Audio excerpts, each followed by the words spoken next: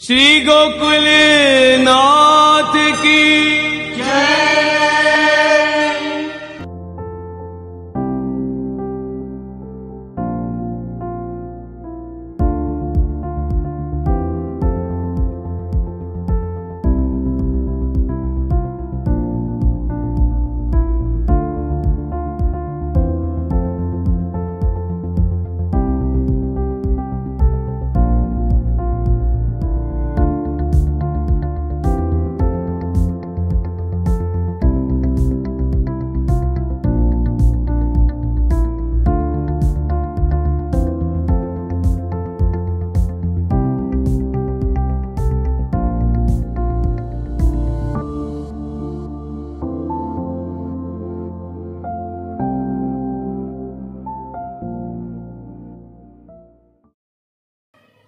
चलो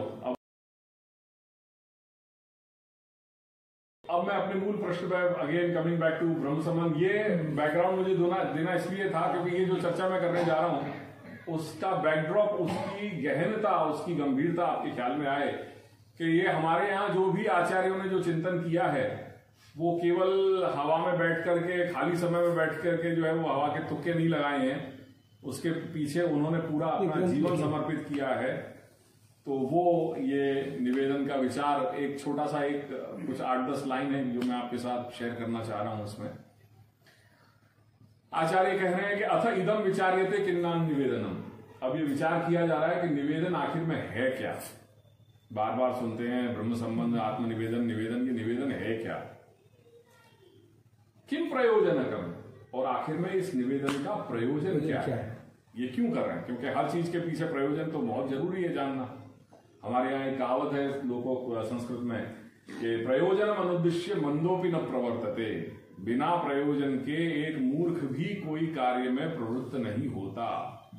आज हम लोग यहाँ इकट्ठे हुए हैं, there has to be a reason, कोई ना कोई रीजन होना चाहिए। बिना प्रयोजन के हम किसी कार्य में प्रवृत्त नहीं होते। तो ये जो निवेदन है, आखिर ये निवेदन है क्या, इसका प्रयोजन क्या है, किम प्रयोजनकम, और कति प्रकार कंचेती, और ये कितने प्रकार का है। ये ब्रह्म संबंध जो है, ये आत्मनिवेदन कितने प्रकार का है। तो वहां सबसे पहले प्रमाण दे रहे हैं, क्योंकि बिना प्रमाण के कोई चर्चा नहीं होती।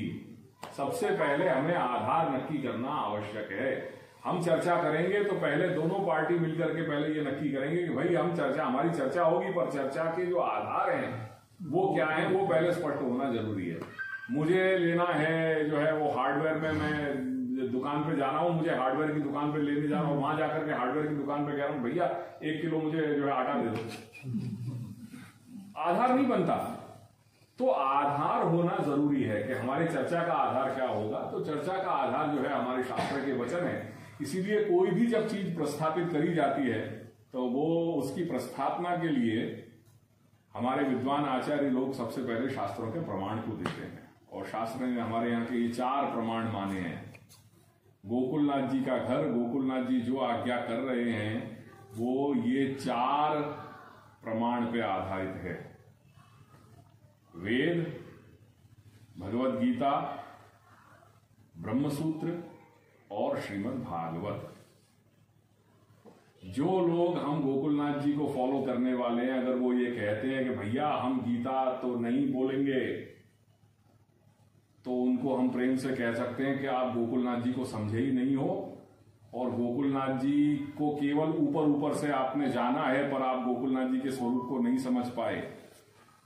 गोकुलनाथ जी को अगर मान रहे हो तो गोकुलनाथ जी ने क्या कहा है उसको भी समझो।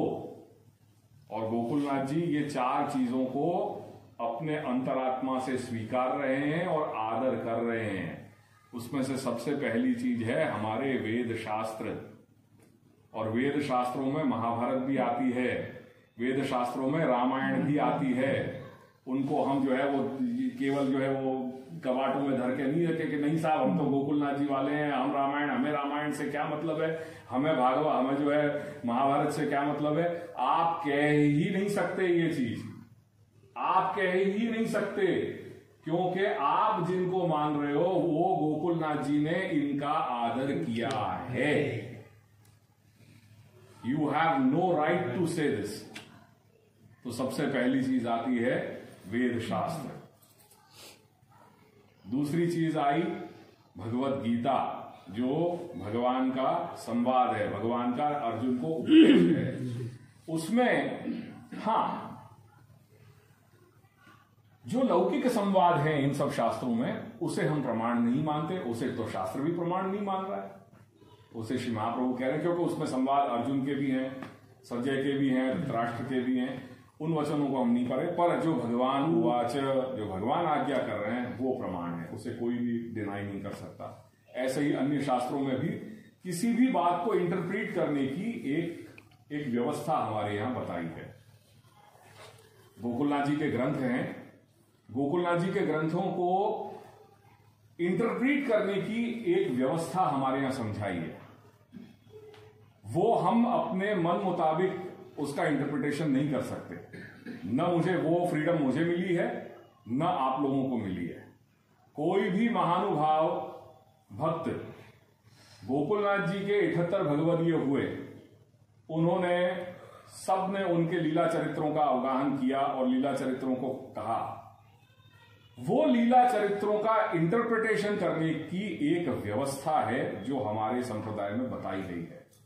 पर हम में से आप या मैं, हम फ्री नहीं हैं कि जैसे मैं उसको इंटरप्रीट करना चाहूंगा उसको मैं इंटरप्रीट करने के लिए मैं फ्री हूं। नहीं, एक व्यवस्था है, क्योंकि ये संप्रदाय है, ये मार्ग है। जब आप मार्ग कह रहे हो तो मार्ग जो है संस्कृत के मृग धातु से बना हुआ है, यानी खोजना। तो ये मार्ग है, जिस मार्ग पे आप चल रहे हो उसके कुछ मापदंड हैं। अगर मार्ग आपको ख्याल नहीं है तो भटक जाओगे कहीं पे भी, कि मुझे जाना कहां है, किस जगह जाऊं। तो हर जगह जाने के एक कुछ मापदंड हैं, कुछ पहलू हैं जो हमें समझने आवश्यक हैं। तो वो है हमारे वेद शास्त्र, श्रीमद् भगवत गीता, तीसरी ब्रह्मसूत्र, और चौथा अल्टीमेट जो अपने यहां जो चरम प्रमाण है वो है श्रीमद् भागवत। जब कोई बात इन चारों में से पास होकर के आ जाती है तो वो प्रमाण अपने यहां स्वीकारी जाती है। इसलिए सर्वप्रथम यहां ये कह रहे हैं, श्रीमद् भागवत का प्रमाण दे रहे हैं निवेदन के विषय में, कि निवेदन आखिर में है क्या। तत्र दारान सुतान ग्रहान प्राणान यत् परस्मै निवेदनम इत्यत्र दारादयो निवेद्यत्वेन निर्दिष्टाः।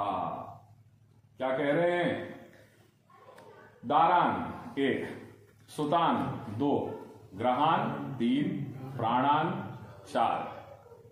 ये 4 वस्तु तो कंठोक्त तो वहां बता दें। और ये चारों चीजों को अगर मैं लोक भाषा में या बोलचाल की भाषा में कहूं तो हम जिसको हम घर गृहस्थी कहते हैं, वो दारा यानी पत्नी और पति। दारा जो है संस्कृत में शब्द पत्नी के लिए है, पर जहां ये शब्द दारा है तो वो पत्नी के लिए भी आया है, स्त्री के लिए पुरुषवाची है और पुरुष के लिए ये स्त्रीवाची है, क्योंकि भक्ति के दोनों ही अधिकारी हैं। जब भी कहीं कोई बात आती है सेवा की तो हम औरतों की तरफ देखने लग जाते हैं। एक बार यही हुआ मेरे गुजरात के प्रवास में। क्या हुआ, मैंने कहा कि सेवा के कुछ प्रश्न चल रहे थे। प्राय ये होता है कि पंडालों में 2 व्यवस्था होती है, पुरुष एक जगह बैठते हैं, स्त्री एक जगह बैठते हैं। अब कोई मैंने प्रश्न पूछ लिया तो सारे पुरुषों के जो है वो उनके जो सब उनको देखने लगे। मैंने कहा मैंने ये प्रश्न करा, आप उनको क्यों देख रहे हो?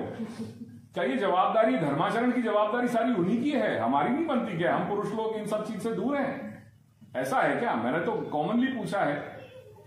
तो यहां दारान शब्द की बात कही गई है, तो वो दोनों परस्पर शास्त्र में ये दोनों के अन्योन्याश्रित हैं। ये शब्द पुरुष के लिए वो स्त्री के लिए अप्लाई हो रहा है, और जहां स्त्री का रिलेशन है तो वहां वो पुरुष को अप्लाई कर रहा है। तो दारान, सुतान हमारे बच्चे, बालक सारे के सारे, घर ग्रहान सो हमारी घर गृहस्थी आ गई, और प्राणान यानी स्वयं जो जीव है वो, स्वयं जो साधक भक्त है, जो जीवात्मा है वह, तो देहेंद्रिय प्राण अंतःकरण जीवात्मा। यत परस्मई, पर से मतलब है वो परमात्मा, चतुर्थ्यंत विभक्ति है, उसको जब निवेदन होता है, यहां ये जो प्रमाण वाक्य है दारान सुतान ग्रहान प्राणान यत परस्मई निवेदनम एवं उद्धवा, तो ये इत्यत्र दारादयो, ये जो दारा आदि हैं जिसमें दारा सुत ग्रह प्राण इत्यादि घर गृहस्थी के जो भी पदार्थ हैं उनको निवेद्यत्वेन निर्दिष्टाः, वो निवेदन के योग्य पदार्थ हैं। भाई निवेदन क्या है? तो निवेदन किस चीज का? निवेदन जो शब्द है उसमें विद धातु है, और विद धातु जो है वो ज्ञान के अर्थ में है। विद ज्ञाने, तो नितराम वेदनम, यानी कोई किसी भी वस्तु का बहुत ही व्यवस्थित रूप से उसको कहना, उसका ज्ञापन करना कि हे प्रभु ये सब कुछ तेरा है, मैं भी तेरा हूं, मेरे साथ जुड़ा हुआ जो कुछ भी है, मेरा घर गृहस्थी, मेरा अहंतास्पद ममतास्पद परिकर, ये लोक संबंधी और परलोक संबंधी सब कुछ तेरा है, इस तरह का ज्ञापन करना, उसको कहना, उसका नाम है निवेदन। ये टेक्निकल मीनिंग है निवेदन का। जब कोई भाषा की दृष्टि से पूछेगा, इटिमोलॉजिकली भाषा विज्ञान की दृष्टि से अगर कोई पूछता है कि भाई निवेदन क्या है, तो निवेदन में नि उपसर्ग है, विद धातु है जिससे ये शब्द का निर्माण हुआ निवेदन, और निवेदन का तात्पर्य ये है और उसका भावार्थ ये है कि हमारे साथ जुड़ा हुआ जो कुछ भी परिकर है उसको ये कहना कि हे परमात्मा ये सब कुछ तेरा है, मैं भी तेरा हूं। दारादयो निवेद्यत्वेन निर्दिष्टा, उनका निर्देश किया गया है कि निवेदन किनका करना है, दारा का करो, सुत का करो, ग्रह का करो और अपने प्राणों का करो। तो ये तो सारे पदार्थ हो गए निवेदन के। निवेदन किन चीजों का होगा, तो साथ दारा का निवेदन होगा, सुत का निवेदन होगा, ग्रह का निवेदन होगा, प्राणों का निवेदन होगा। एवं धर्मैर मनुष्याणाम उद्धवात्मा। आपको रुचि हो रही है? हाँ। क्योंकि ऐसा नहीं हो कि फिर मैं मैंने बोलना शुरू कर दिया तो मेरा तो ये रात दिन का विषय है। तो एवं धर्मैर मनुष्याणाम उद्धव आत्मनिवेदिनाम इति आत्मपदेन देह जीवौ निवेद्यत्वेन उक्तौ। अब ये उसका उत्तरार्ध है उसी श्लोक का। इस प्रकार से, एवं इस प्रकार से हे उद्धव, ये भगवान और उद्धव के बीच का संवाद है। श्री उद्धव ने भगवान को पूछा कि हे प्रभु, संत लोगों ने जिस भक्ति का आदर किया है वो भक्ति कैसी है, क्या है, मुझे बताइए। भगवान ने उसको, उद्धव को, उनको भक्ति के सामान्य स्वरूप का स्वरूप समझा दिया। श्री उद्धव ने पुनः जिज्ञासा की और इस बार दूसरा प्रश्न किया कि हे प्रभु, मुझे वो भक्ति का स्वरूप बताओ कि जो देवताओं को भी दुर्लभ है। दोनों प्रश्नों के नेचर को देखिएगा। पहला प्रश्न किया, उसमें उन्होंने किया संत लोग जिस भक्ति का आदर कर रहे हैं उस भक्ति का क्या स्वरूप है, हे प्रभु मुझे वो बताइए। ये पहला प्रश्न था। यानी सद्भिर आदृत जो भक्ति है, जो संत लोग जिस भक्ति का आदर कर रहे हैं वो भक्ति का स्वरूप हमें बताइए। वो संत लोग कौन हुए? वही हमारे 78 भगवदीय हैं, 84 वैष्णव हैं, 252 वैष्णव हैं। अगर हम अपने आप को उसमें अपने मार्ग में उसको रिड्यूस करें तो। और दूसरा नेचर था, ये जब सब समझा दिया भगवान ने श्री उद्धव को, तो उससे उनकी जिज्ञासा और बढ़ी और उन्होंने उसके आगे का प्रश्न पूछ डाला कि हे प्रभु, अब मुझे ये समझाइए, अब तक तो आपने मुझे संत लोग जिसकी आदर करते हैं ऐसे भक्ति का स्वरूप मुझे समझा दिया, पर जो देवताओं को, संत लोग और देवता दो विभाजन है, कैटेगरी अलग है दोनों। अब मुझे वो भक्ति बताइए, वो भक्ति का परम रहस्य बताइए कि जो देवताओं को भी दुर्लभ हुई। ब्रह्मा आदि, महादेव आदि देवताएं भी जिस भक्ति को प्राप्त न कर सके, हे प्रभु मुझे वो भक्ति का स्वरूप बताइए। तब भगवान कह रहे हैं कि हे उद्धव, भक्ति का सामान्य स्वरूप तो मैंने तुझे ऑलरेडी बताई दिया है, पर तुझे ये जानने में अत्यंत प्रीति है, तेरी जिज्ञासा है और तू मेरा भृत्य है, तू मेरा चाकर है, तू मेरा मित्र है, तू मेरा सखा है, इसलिए मैं तुझे अब वो भक्ति के परम रहस्य को मैं बताने जा रहा हूं। और वो बताने के बाद श्री प्रभु उनको 8.5 श्लोकों में पूरा भागवत धर्म का उपदेश देते हैं। वे भागवत धर्म, उसका एक लास्ट में आकर के दारान सुतान ग्रहान इत्यादि ये श्लोक है, तो वो 8.5 श्लोक बड़े अच्छे हैं। कभी कभी प्रसंग आएगा तो मैं आपको बताऊंगा ये भागवत धर्मों का जहां उपदेश किया है। और एंड में आकर के जब ये 8.5 श्लोकों में जब सब बता दिया भागवत धर्म, उसके बाद अंत में आकर के भगवान उद्धव को कह रहे हैं कि हे उद्धव, एवं धर्म ही, इस प्रकार मैंने जो इतने श्लोकों में जो ये भागवत धर्मों का उपदेश तुझे दिया, जो आत्मनिवेदी नाम मनुष्याणाम, जिन्होंने आत्मनिवेदन कर लिया है, वो आत्मनिवेदन कैसा? दारान सुतान ग्रहान यत प्राणान यत परस्मयी, पूर्व जो है जिन्होंने कर लिया है।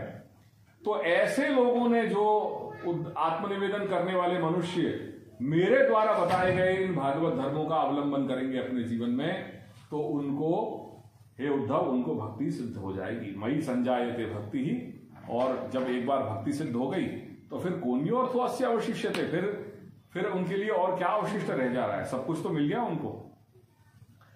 तो तथा च आत्मनः इति आत्मपदेन देह जीवो निवेद्यत्वेन उक्तौ। तो यहां देह और जीव जो है वो निवेदन के रूप में, निवेद्य वस्तु के रूप में कहे गए हैं, क्योंकि आत्मा शब्द जो है वो दोनों के लिए है। परमात्मा में भी आत्मा शब्द है और जीवात्मा में भी आत्मा शब्द है। जहां जैसा संदर्भ शास्त्र का चल रहा है उसमें आत्मा शब्द को उस तरह से ग्रहण करना चाहिए। तो अब उसको रिड्यूस करके उसका डिफाइन कर रहे हैं उसको, कि निवेदन का अर्थ क्या हुआ? आत्मनः जीवस्य देहेन दारादिभिः सह भगवत सेवोपयोगी करणम आत्मनिवेदनम। अपने आत्मा का यानी जीवात्मा का उसके देह के साथ, यानी जो शुद्ध चैतन्य जो जीव है, तो जीव के साथ उसके देहेंद्रिय प्राण अंतःकरण जीवात्मा, जब उसके दारा आदि उसके साथ जो भी कुछ लगा हुआ, जो घर गृहस्थी इत्यादि जो परिकर है उसकी, घर बार जो घर गृहस्थी है, उसके साथ उनको भगवत सेवा में उपयोगी जब वो बनाता है, ये सारे पदार्थों को, उसके पूरे घर गृहस्थी को जब वो सेवा में उपयोगी बनाता है, तो वो उपयोगी बनाना इज कॉल्ड एज आत्मनिवेदन। यानी मैं और मेरे साथ जुड़ा हुआ जो भी मेरा तमाम परिकर है, जब मैं उसको भगवत सेवा में उपयोगी बनाता हूं, वो मेरा उपयोगी बनाना, उसका नाम है आत्मनिवेदन। वो आत्मनिवेदन 3 प्रकार का होता है, उसकी 3 कैटेगरीज हैं, और वो कैटेगरी उसकी इंटेंसिटी पे है कि आप कितने रूप में उसको फॉलो कर पाते। कोई बहुत अच्छे तरीके से उसको फॉलो कर लेता है, कोई थोड़ा बहुत कर पाता है, कोई बिल्कुल भी नहीं कर पाते। तो ऐसी स्थिति में उसकी कैटेगरीज बताई हुई हैं। तो वो कह रहे हैं सबसे पहले कि तच्च त्रिविधम, वो आत्मनिवेदन, बस इसको मैं यहां आकर के पूरा कर दूंगा। तच्च त्रिविधम, वो ये 3 प्रकार का होता है आत्मनिवेदन। अज्ञानात् अथवा ज्ञानात् कृतम आत्मनिवेदनम यही ही कृष्ण सात्कृत प्राणै ही स्तेषाम का परिदेवना इति नवरत्न ग्रंथा। तो उसमें नवरत्न का जो है वो एक प्रमाण वाक्य दे दिया। तत्र कृष्ण सात्कृत प्राणै ही, जिन्होंने कृष्ण के साथ अपने प्राणों को जोड़ दिया, जिन लोगों ने, जिन भक्तों ने उनके प्राणों को भगवान के साथ जोड़ दिया, और जब आत्मनिवेदन किया है, वो कैसा है? तद, पढ़िए क्या है? तद उत्तमम, वो सबसे सर्वोत्तम कोटि का आत्मनिवेदन वह है कि जब वो साधक जीव जो भक्त है, अपने प्राणों तक उसने भगवान के साथ जोड़ी है कि हे कृष्ण, मेरे प्राण भी तेरे लिए ही हैं। ये जो यहां जो चल रहा है, जो धपधप कर रहा है, ये हृदय के धबकारे भी जो है वो तेरे लिए ही चल रहे हैं। ऐसे इतनी तीव्रता से जिसने भगवान के साथ अपने जीवन को जोड़ दिया हो, उसका जो आत्मनिवेदन है वो सर्वोत्तम है, क्योंकि वो किसी भी परिस्थिति में भगवान का त्याग नहीं करेगा। उसके जीवन के हर निर्णय भगवान के साथ ही होंगे। वो जी रहा है भगवान के लिए, तो वो तद उत्तम। अब कह रहे हैं दूसरा कैसा है कि भगवत स्वरूप एक बात, स्वस्वरूप 2। तो यहां पे 2 की बात बताई जा रही है, मैं और आप, भक्त और भगवान। तो जो भगवान के स्वरूप को जान रहा है और खुद के स्वरूप को भी जान रहा है कि भैया मैं भगवान का ही हूं, मैं भगवान का अंश हूं, ये जान करके, और तीसरी चीज है निवेदन स्वरूप, जो ऊपर कहा गया दारान सुतान ग्रहान प्राणान पर, और जो एवं धर्मैः, जो भगवान ने जो भागवत धर्मों का उपदेश दिया, ये सबको जान करके, तो 3 बातों का ज्ञान वहां अनिवार्य है। भगवान का ज्ञान, अपने स्वयं के स्वरूप का ज्ञान, और तीसरा निवेदन के स्वरूप का ज्ञान। जो ये 3 ज्ञान हैं, तीनों के ज्ञान के सहित जब वो आत्मनिवेदन करता है तो वो हुआ तन, क्या बता रहे हैं कि तन मध्यमम। वो किस कोटि का आया? वो मध्यम कोटि का आया। अब तीसरे पे आए,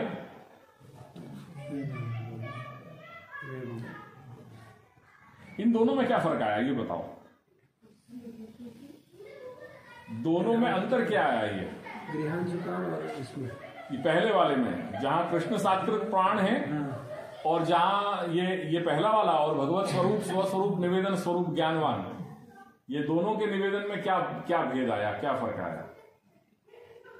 कृष्ण के स्वरूप का है, यहाँ स्वतः अपने ठाकुर। उसको यूं समझ सकते हैं कि इन दोनों में अंतर ये है कि एक में कर्तव्य बोध स्पष्ट रूप से दिखाई दे रहा है, और एक में कृपा स्पष्ट रूप से दिखाई दे रही है। कृष्ण सात्कृत प्राण जो है वो बिना कृपा के संभव नहीं है, बिना कृपा के संभव नहीं है। इसलिए वो जो उत्तम कोटि का आत्मनिवेदन है वो बन गया भगवत कृति साध्य। भगवान स्वयं वहां यत्न कर रहे हैं, वहां जीव की उसका कोई वर्किंग नहीं है। भगवान की वर्किंग वहां पे हो गई। भगवान स्वयं आगे प्रवृत्त होकर के चाह रहे हैं कि मैं इसका उद्धार करूं करके, वहां वे आगे आए, उन्होंने प्रयास किया और जीव को अपने शरण में लिया। जहां दूसरा है वहां पे भगवान के स्वरूप को जानना, ये रिस्पॉन्सिबिलिटी जीव पे आ गई। मैं कौन, मैं कहां से आया और मुझे जीवन में क्या करना है, ये जो 3 शाश्वत प्रश्न हैं, इसका ज्ञान होना, ये भी again responsibility lands on the जीव। और तीसरा कि मुझे क्या प्रोसेस अपनाना है, ये सब कुछ क्या है इवेंचुअली वो समझना, ये भी जो है तीसरी रिस्पॉन्सिबिलिटी जीव की है। तो ये यहां एक कर्तव्य बोध आ गया, क्योंकि इनका जब उसको प्रश्न मिल रहा है, इनका जब जवाब मिल रहा है उसको, इन प्रश्नों का, तो वो प्रवृत्त हो रहा है निवेदन करने में। और अच्छा ऐसा है फिर तो भैया निवेदन करना पड़ेगा। तो ये चीज आई। और एक तीसरी चीज, तीसरी कैटेगरी है कि जहां न तो वो प्रेम है और न उस प्रकार का ज्ञान है, जिस कैटेगरी में हम सभी आ गए आज। हम भगवान से डरते हैं, भगवान के साथ हमारा प्रेम नहीं है, पर हमें डरा दिया जाता है कि आप ये नहीं करोगे तो आप पाप में पड़ोगे। तो एक डर, एक भय बैठा दिया हमारे अंदर।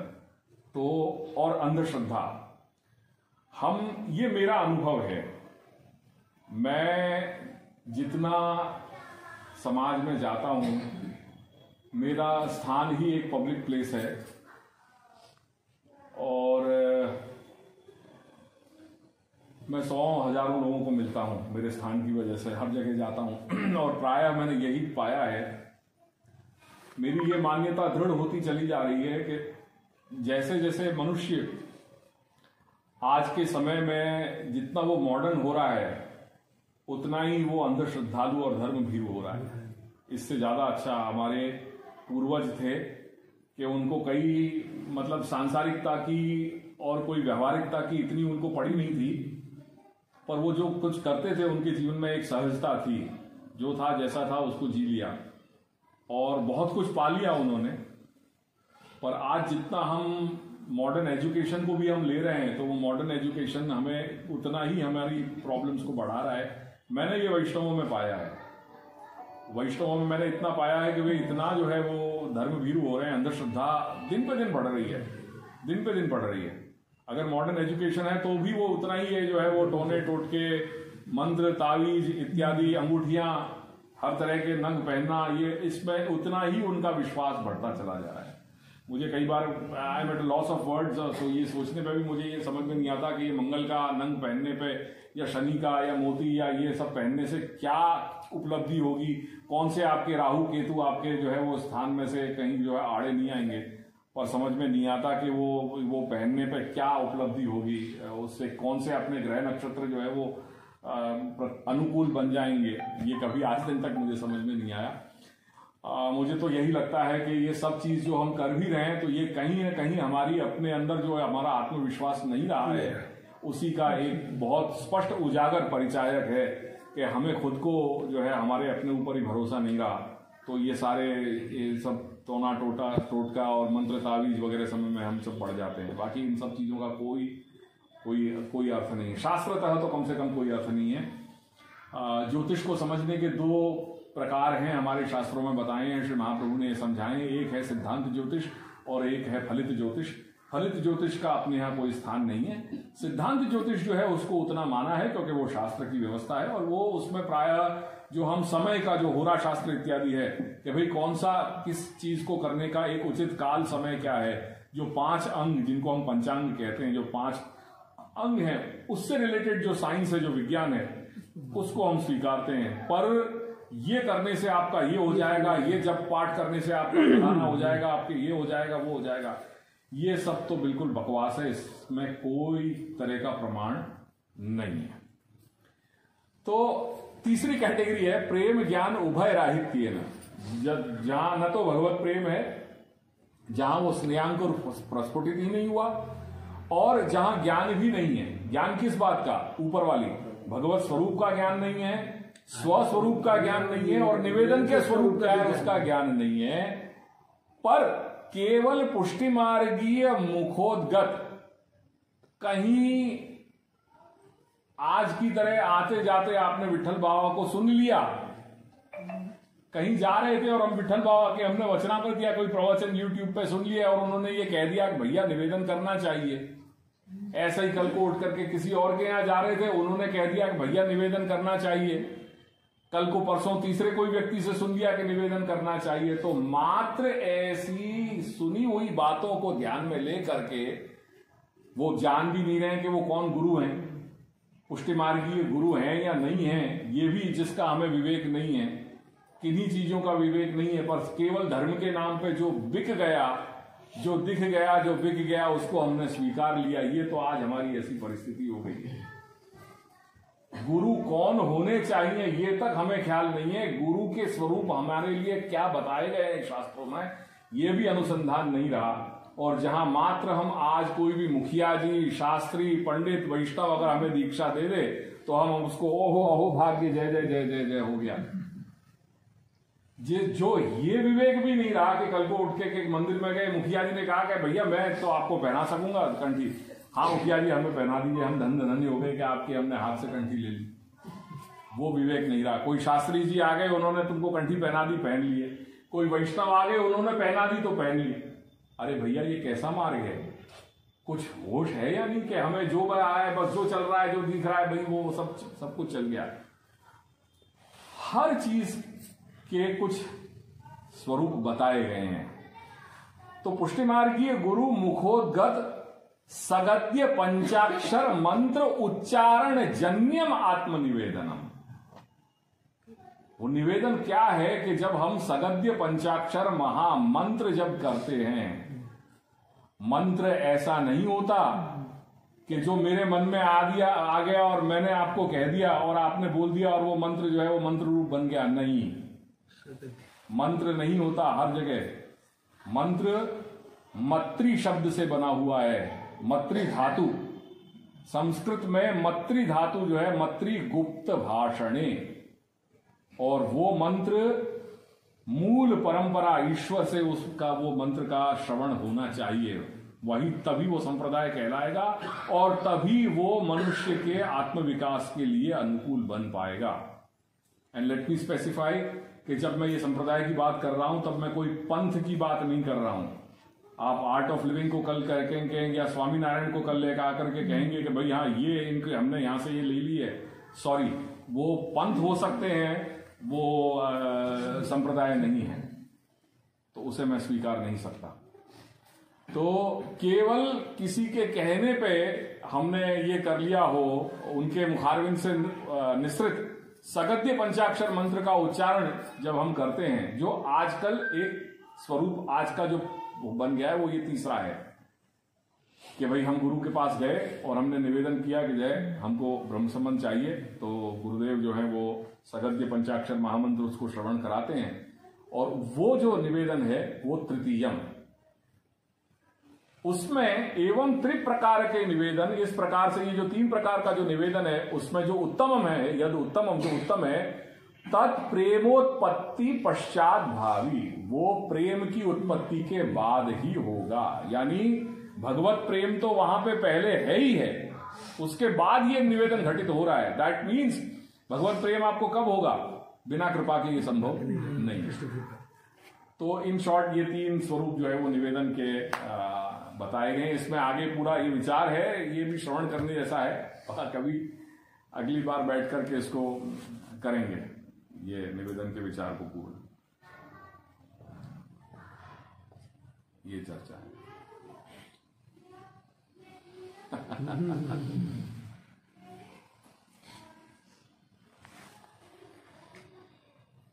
मैं कई बार जब यहाँ आता हूँ बनारस, तो मुझे यही होता है कि कम से कम आप लोगों के पास वो उपकरण आपके हाथ में होने चाहिए। बस मेरा काम उतना ही है कि आपके हाथों में वो उपकरण दे दूं, ताकि आप अपना रास्ता स्वयं आगे। मेरे पास एक बहुत पुरानी हस्तलिपि की पुस्तक है, संस्कृत में लिखी हुई है, और हम लोग को उसका समझ नहीं आ रहा है कि उसमें क्या लिखा हुआ है, क्या है वो, क्या चीज है।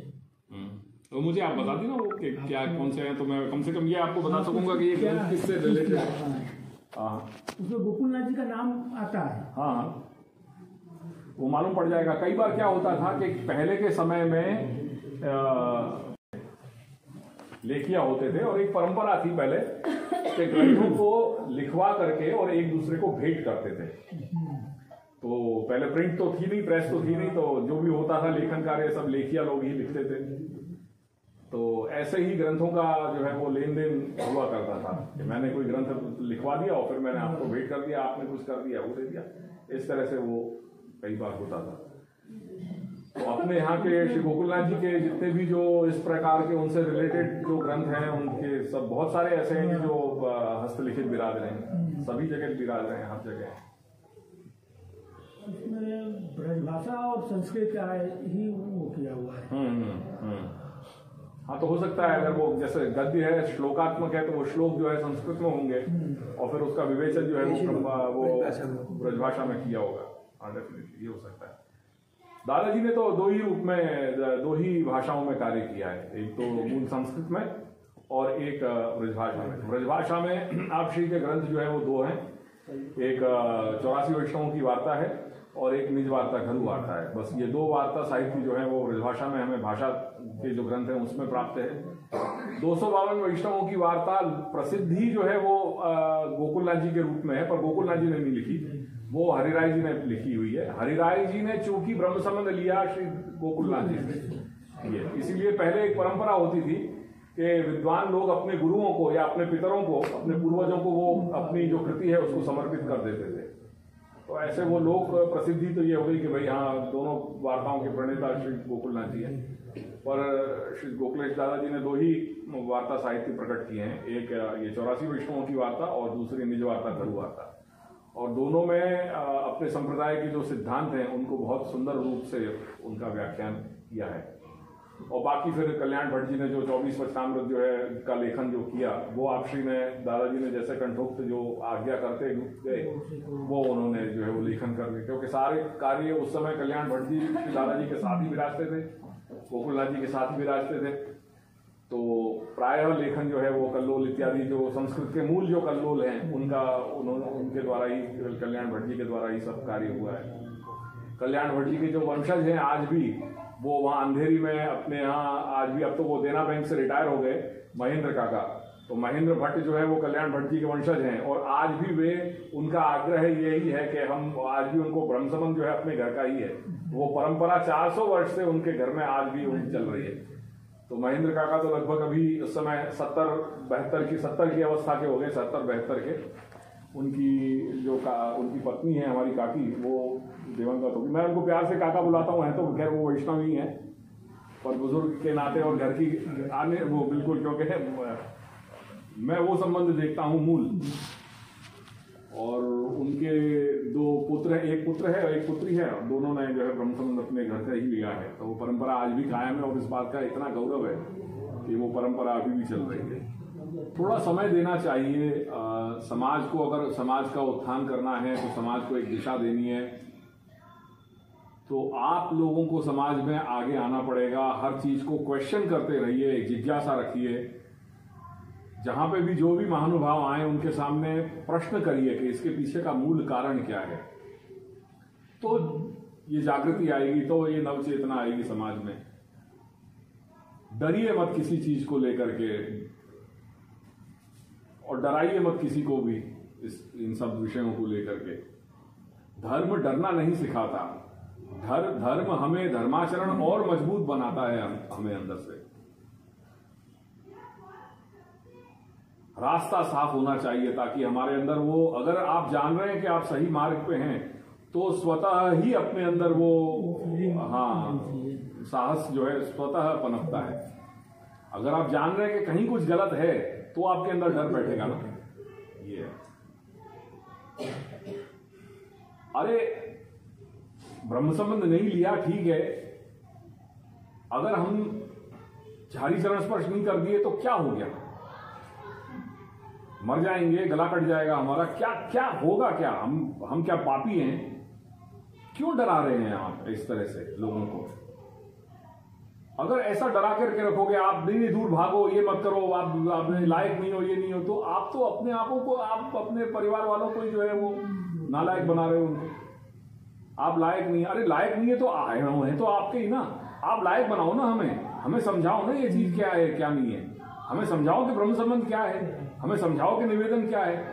ऐसा क्या हवा बना रखा है कि हम आप अगर आप कर सकते हैं तो आप ही कर सकते हैं, हम नहीं कर सकेंगे। अरे क्यों नहीं कर सकेंगे? आपने भी तो किया ना, तो हम क्यों नहीं कर सकते? समझाएंगे तो हम भी उसको फॉलो करेंगे। आप तो महंत बन करके बैठ गए और फिर आप जो है उपदेश जो है डंडा मार रहे हो आपके, ये कर रहे हो वो कर रहे हो। अरे ये कहां का न्याय है? घर घर में साहब पहले सेवा थी, घर घर में सेवा थी। क्यों सेवा पधरा दी आपने सब जगह? क्यों आपने अपने अंदर जो है वो मंदिरवाद यहां आ गया? मंदिरवाद कहां से आया हमारे संप्रदाय में, हमारे मार्ग में? ये हमें बताइए, मंदिरवाद कहां से आया? जब घर घर में सेवा चल रही थी तो क्यों वो सब ठाकुर जी कहां चले गए? कहां चले गए वो सब ठाकुर जी? अगर घर घर में सेवा, जब अभी बात चल रही थी तो अभी मोहन भाई कह रहे थे कि 54 घर थे या 55 या कुछ 50 एक घर थे जहां सेवा होती थी। आज जो है वो सीमित होकर के 8-10 घर ही रह गए। अरे तो फिर गई कहां वो सेवा? किसने ले ली? किसी ने आप पधरा दी किसी ने? कहां पे क्यों हुआ ये सब चीज? ये मैं बड़ों का ही कर्तव्य मानता हूं कि उन्हें ये केयर लेनी थी कि ये परिस्थिति ना आए। इट कुड हैव बीन डिवर्टेड आराम से। धर्म को आप ऐसी कोई चीज मत बनाइए कि जिसको अशक्य बेचारे लोग जो है दिनमूड हो जाएं, डर जाएं कि वो नहीं कर पाएंगे। ऐसा क्यों बनाते चले जा रहे हैं? बहुत कठिन नहीं, कठिन कुछ भी नहीं है भाई, कुछ भी कठिन नहीं है। ये इसको बना दिया गया है ताकि वो हमारा पौआ पूछे। और मैं आपको बता रहा हूं, मुझे पूछिए ना, मैं तो सब हकीकत जानता हूं। शास्त्र कह रहा है सर्वे ही अधिकारिणो अत्र विष्णु भक्तौ यथा नृप। भक्ति में जीव मात्र अधिकारी है। जीव कहने से सब आ गए, पक्षी पशु सब आ गए, क्योंकि वो भी तो जीव है ना। नहीं तो जीव संख्या क्यों कहते भाई? आपको नर या नारी या मनुष्य तो नहीं कहा, तो वो एक जनरल टर्म यूज की है शास्त्र ने।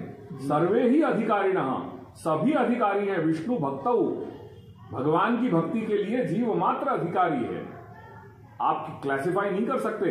अगर क्लासिफाई करोगे तो फिर प्रहलाद कौन थे? प्रहलाद किस योनि में जन्मे बताइए?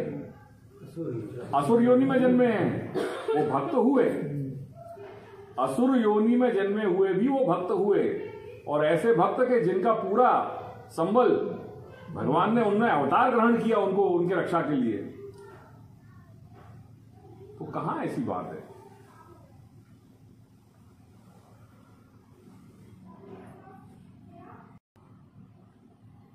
आप तो बस आप सभी लोग उपकरण रखें अपने पास,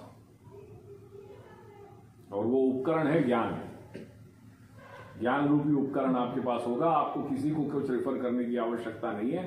आप अपने आप अपना रास्ता बना पाएंगे। आपको कोई के ऊपर पराश्रित रहने की जरूरत नहीं है कि क्या करना है क्या नहीं करना है, क्योंकि आप स्वयं अपना रास्ता जानेंगे।